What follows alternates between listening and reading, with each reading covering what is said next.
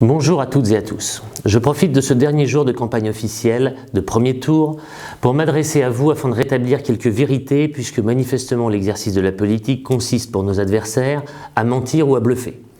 Quelques sujets pêle-mêle. Tout d'abord, j'aimerais que le rôle et la mission du Conseil régional soient clairement établis, afin qu'on ne fasse pas prendre des vessies pour des lanternes. J'entends que le désenclavement du golfe de Saint-Tropez sera initié par les Républicains en cas de peu probable victoire. Sachez que c'est le conseil départemental, hier conseil général, qui est en charge le réseau routier et que le conseil régional ne pourrait avoir qu'un rôle d'accompagnement.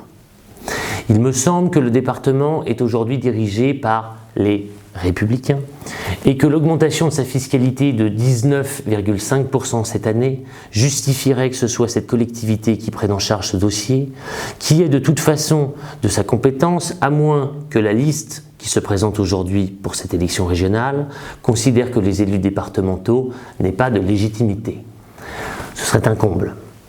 À propos de comble, revenons 2 secondes sur un passé récent, lorsque le Conseil général, présidé alors par Horace Lanfranchi, avait réuni le financement pour les travaux de contortement entre le rond-point du plan de la Tour et de Saint-Pons, et que Hubert Falco, devenu maire de Toulon, avait totalement siphonné ses crédits pour son tunnel.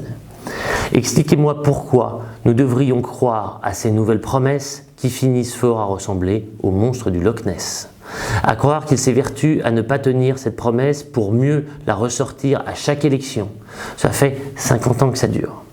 Les mensonges ne s'arrêtent pas là, puisque j'entends une rumeur enflée indiquant que je quitterai Cogolin en cas de victoire. Je vous le dis et je vous le répète, il n'est pas question pour moi, ni aujourd'hui ni demain, de quitter ce fauteuil, à moins que vous ne le décidiez. J'ai bâti ma vie depuis 2 ans dans cette ville et c'est au contraire parce que j'aime cette ville et que je souhaite de toutes mes forces travailler au bénéfice du golfe de Saint-Tropez que j'ai choisi 2 candidats en place éligible à mes côtés, issus de Sainte-Maxime et de Cogolin. Non seulement notre victoire ne serait pas synonyme d'un départ de ma part, mais au contraire d'un renforcement de nos moyens et de notre influence. Comprenez que la liste de Marion Maréchal Le Pen n'est pas une liste de guerre de chapelle, que nous ne sommes pas dans un conflit d'influence entre Nice, Marseille, Toulon ou Aix-en-Provence, mais c'est une liste d'équilibre, d'intérêt général, d'hommes et de femmes qui aiment la France, qui aiment notre région, leur département et leur ville. Nous n'avons jamais été et nous ne sommes pas dans des luttes personnelles ou de territoire. J'espère que vous serez convaincus dimanche de la sincérité du programme que nous vous proposons et que je vous invite à aller consulter sur internet sur le site avecmarion.fr. Et sachez que contrairement à la classe politique qui nous dirige, ce que nous vous promettons sera tenu dans la région demain, comme nous le faisons aujourd'hui dans les villes que vous nous avez confiées. Bon week-end à toutes et à tous et bon vote.